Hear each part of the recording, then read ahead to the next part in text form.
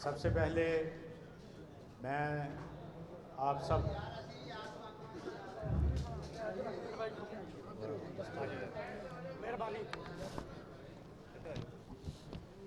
سے پہلے میں اپنے رب بزرگ و برتر کا بہت شکر گزار ہوں کہ اس نے ہمیں عزت بخشی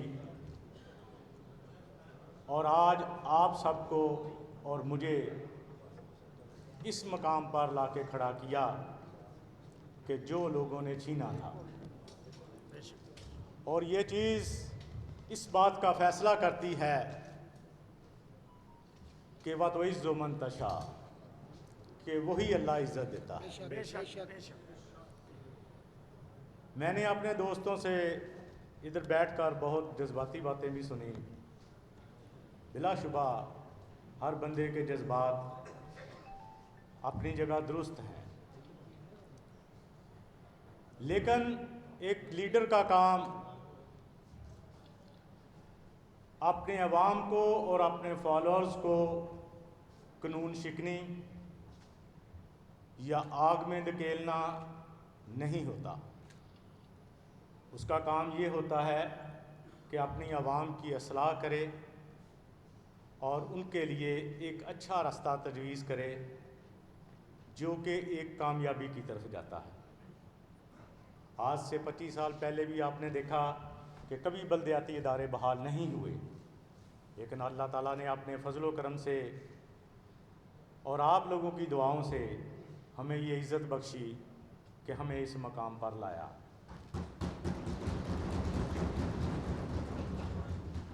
وقت سے پہلے اور نصیب کے باہر کچھ نہیں ہوتا۔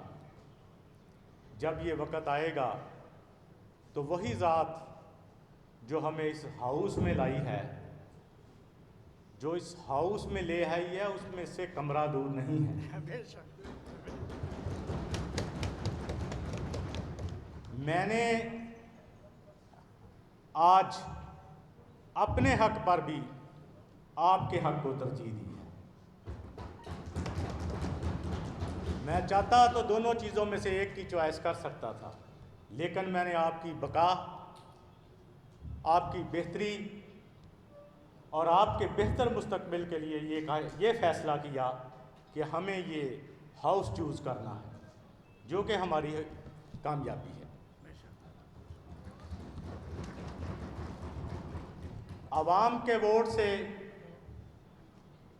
قائم کردہ جو ادارہ ہے وہی مقدس ہے۔ اس کو غیر فعال کرنا غیر آئینی ہے اور غداری ہے جو کہ ہمارے ساتھ کی گئی۔ آئین سے غداری پر یقیناً آرٹیکل 6 ہے، لیکن ہمارے ہاں قانون ہے، اس کا امپلیمنٹ نہیں ہے۔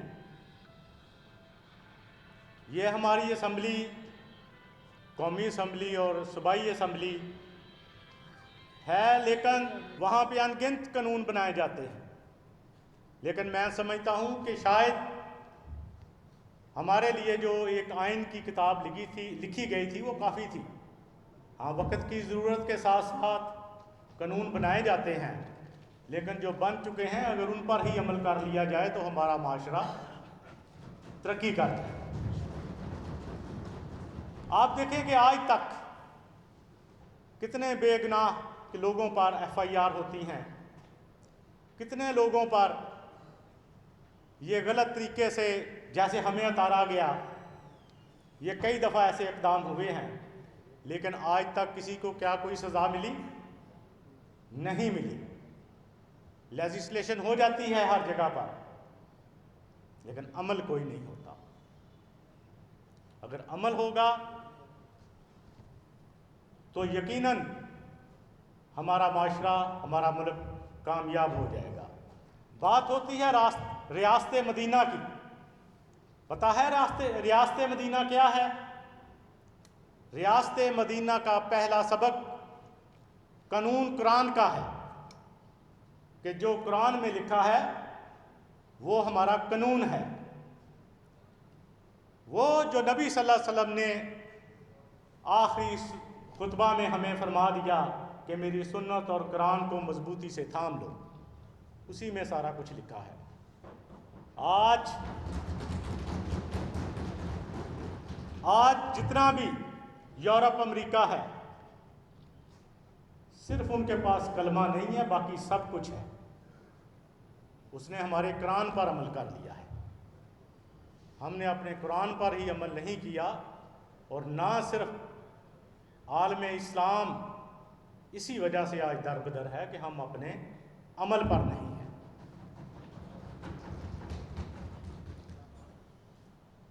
اگر ہم علم کی بات کریں تو آپ دیکھیں کہ ابلیس ایک جن تھا، وہ فرشتوں میں رہ رہ کر حصول علم والا بن گیا۔ جب وہ حصول علم والا بن گیا تو اس میں تکبر آ گیا۔ اللہ تعالیٰ کی ذات نے جب اسے حضرت آدم کو سجدہ کرنے کے لیے کہا تو اس نے انکار کر دیا۔ مطلب حضرت آدم کو سجدہ نہ کرنا، اللہ نے اس کو انسانیت کو سجدہ کرنے کے لیے کہا۔ اس نے انسانیت سے انکار کیا تو وہ شیطان قرار پایا۔ تو جو بھی ادھر ہمارے مسلمان بھائیوں کی، ہمارے لوگوں کی انسانیت کی عزت نہیں کرتا، وہ شیطان ہے۔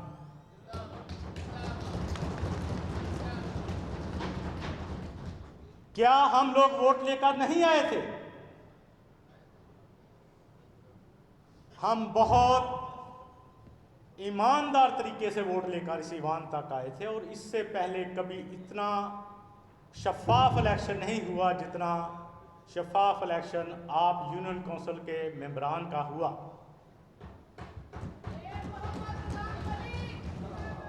لیکن یہاں پر ہماری تذلیل کی گئی، مطلب انسانیت کی تذلیل کی گئی، اور ہمیں اپنے عہدوں سے ہٹا دیا گیا۔ اور آپ دیکھیں کہ ایک ایک چیئرمین، ساتھ اس کے کونسلر، ایک ایک محلے تک اس کی رسائی تھی اور لوگوں کے کام ہو رہے تھے۔ آج لوگ در بدر پھر رہے ہیں، کسی کی کوئی بات ہی نہیں سن رہا۔ میں یہ سمجھتا ہوں کہ یہ ان لوگوں کی دعائیں ہیں۔ اگر اللہ نے ہمیں یہاں تک کامیابی دی ہے تو آگے بھی وہی کامیابی دے گا۔ میں اگر یہاں پر ہوں یا میری کوشش ہے تو یہ اللہ کی مہربانی تھی، اس نے ہم پر خاص کرم کیا۔ اور یہ صحرا ہمارے فیصل آباد کے سر جانا تھا، تو جہاں پر بھی نام لیا جاتا ہے، بھائی میرا نام کوئی نہیں لیتا، میرے فیصل آباد ہی کہتے ہیں۔ تو یہ یقیناً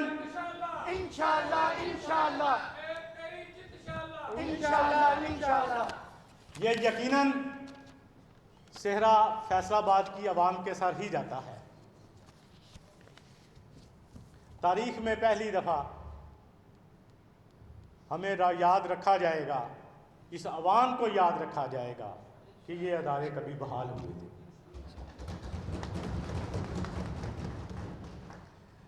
یہاں تک بات آ جاتی ہے یونین کونسل کے اجلاسز کی، تو 5 یونین کونسل ایک جگہ اکٹھی کر دی گئی ہیں۔ اگر سپریم کورٹ نے آرڈر کیا ہے اجلاس سب کو کرنے کا، تو ان کو بھی کرنے چاہیے۔ اور رہی بات یہ ملازمین کی، جو آپ کی یونین کونسل کے ملازم ہیں یا اس کارپوریشن کے ملازم ہیں، وہ تھے بھی، وہ ہیں بھی، وہ رہیں گے بھی۔ ہم بدلتے رہتے ہیں، ہم اس کے لیڈر بدلتے ہیں، کوئی جاتا ہے کوئی آتا ہے، لیکن مالک صرف اللہ کی ذات ہی رہتی ہے۔ یہ ملازمین بھی چلے جاتے ہیں۔ اب دیکھیں کہ ان کو اگر ہم کہتے ہیں تو یہ جب ہم آتے تھے ہمیں ہمارے حکم کو بجا لاتے تھے.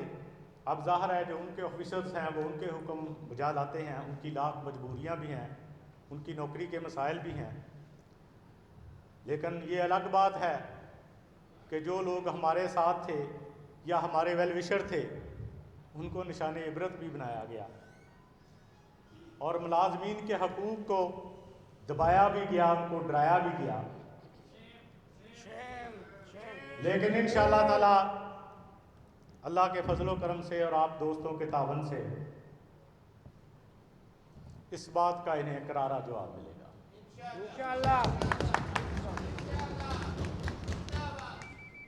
آپ دیکھیں کہ صرف اس وجہ سے کہ وہ ہمارے ساتھ تھے کسی کو سزا دینا غلط بات ہے. دیکھیں وہ آپ کے ملازم ہیں، آپ کو ان کے ساتھ اچھا برتاؤ کرنا چاہیے. اب اگر ہم یہاں پہ آئے ہیں، اگر کوئی ہمیں ملا ہے تو ہم نے اسے گلے ہی لگایا اور آئندہ بھی ایسا. یہ دیکھیں یہ عزت اللہ نے دی ہے ہمیں، کبھی انسان کو حقیر سمجھنا ہی نہیں چاہیے. آپ بھی انسان ہیں اور آپ اس کے شکر گزار ہو کہ آپ آج چیئرمین ہیں. آپ وہ نائب قاصد نہیں ہیں، وہ بھی ہو سکتے تھے. یہ اللہ کی مہربانی ہے کہ اس نے ہمیں آج میئر بنایا، ڈپٹی میئر بنایا اور یہاں پر چیئرمین بنایا.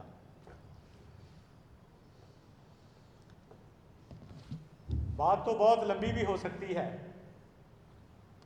لیکن میرے دوستوں نے کافی زیادہ پہلے تفصیل سے وہ باتیں بھی کافی زیادہ کر دی جو میں کرنا چاہتا تھا، لیکن ان کو بار بار دہرا کے میں آپ لوگوں کو بھی بور نہیں کرنا چاہتا.